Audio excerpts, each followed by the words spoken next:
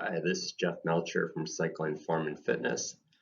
And what I wanted to do is review some bike fitting I've been going through on the Quintana Roo VPR that I received just a couple months ago, just in time for Wisconsin winter. So all this bike fitting's been done indoors.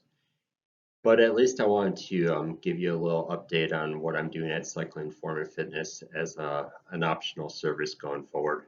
So this is based on my experience. I look forward to applying some of the same experience with others in the near future. What I have in front of you here on the presentation is 4 of the adjustments I've made just in the pursuit of getting this bike dialed in. I wanted to produce a little higher power, perhaps. I wanted to see if positional changes could help me do that. I don't want to disregard aero because at the end of the day, it's speed. And of course, we have to do that comfortably enough. So that's what the evolution has been, with a little bit more of an emphasis on power than aero. And lastly, comfort. At least that was my thoughts going into this. So what you can see maybe on bike fit number 1, after I had tuned things in to be kind of where I thought I would be comfortable, this torso angle of 6 degrees was just too much to handle for a longer ride. Call it too low of a front end, maybe too aggressive, and not sustainable. So I started to raise the front end. I did get the torso to come up a little bit in the second photo, which is the one that's in the lower left corner. Felt some comfort by doing that. My arms are still relatively narrow in that picture, and maybe that was leading to still a little bit of discomfort. And my back is kind of getting pulled flat. So it wasn't until photo number 3, which is the upper right, that maybe I started getting a little curvature to my back. I wasn't being pulled as tautly. I had been moving the seat around a little bit because I've always had quite a forward seat. And this is the first time I was exploring going back a little bit with the seat, just to kind of create a little bit more balance and a little bit more use of the glutes in power production. And that seemed to be a positive.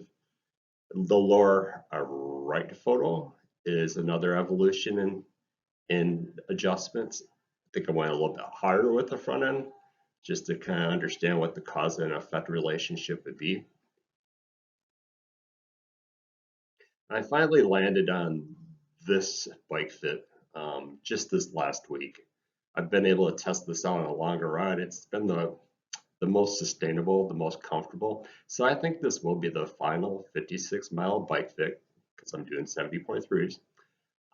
With the concern that what feels better might be a high cost aerodynamically. So that's been a challenge for me. I went wider with the aero bars here.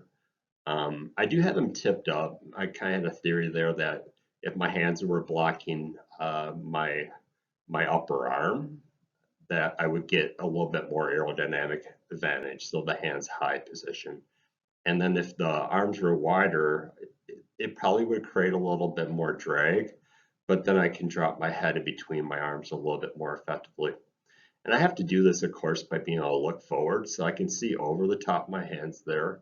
And I'm looking towards the bottom of my TV screen, which I believe is the view I would have on the road. So I think this is still a very safe position, but again, now you can see my back's rounding up.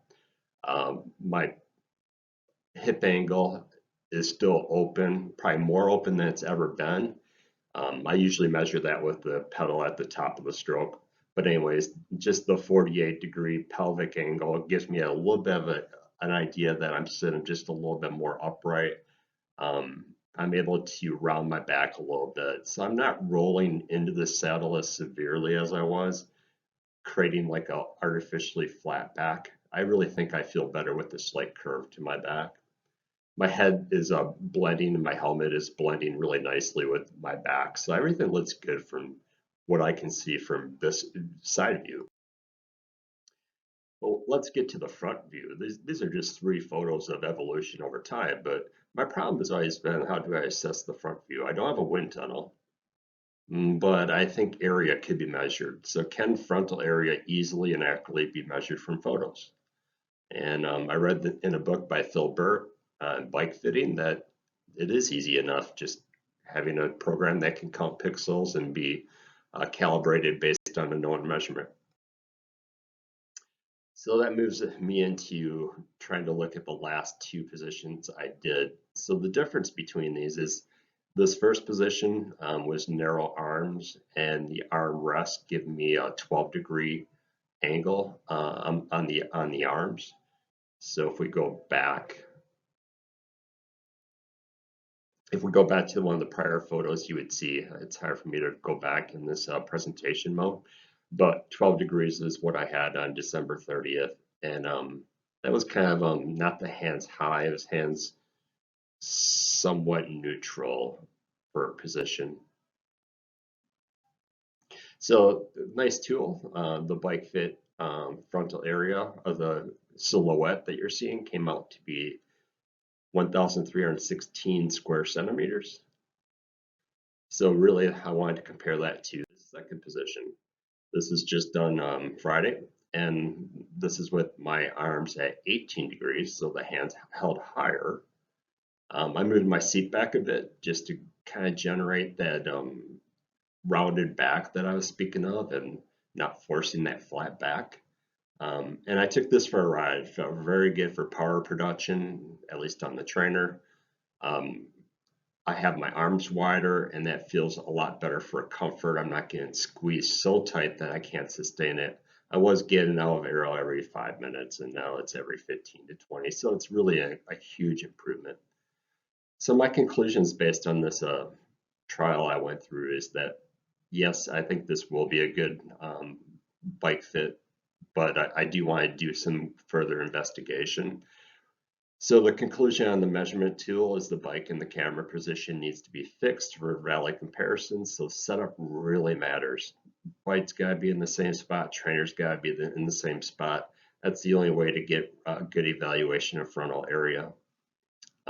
I can do a gauge R&R as a follow-up just to really understand a known area, caught like a square box, and how accurate can I measure that time after time. Is this program as accurate as it needs to be? So I'll do a follow-up for that. Conclusions with the bike fit is that the frontal area increased. If you go by this measurement as being absolute, it went from I think it was 1320 to 1378, and that's a 4.7% increase in frontal area. But you know what?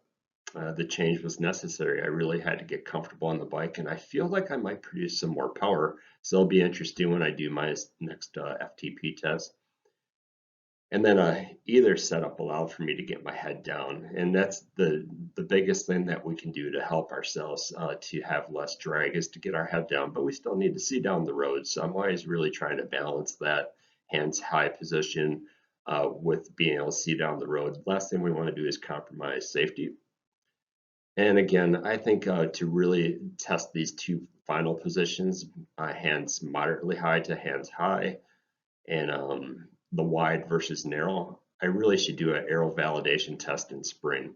So what that entails is doing flat time trials on a course that's the same with low winds, same day preferably, same hour, so you can control the conditions.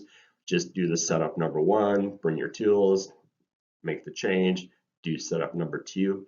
And by do, I mean trial it several times over on a known flat course that using AeroTune as the tool. AeroTune offers a very accurate tool for measuring CDA, so the drag coefficient from test to test.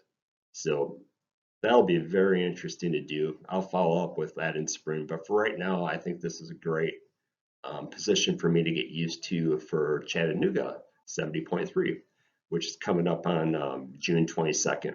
So I'm gonna stay here unless Niggles really have me have to make a change.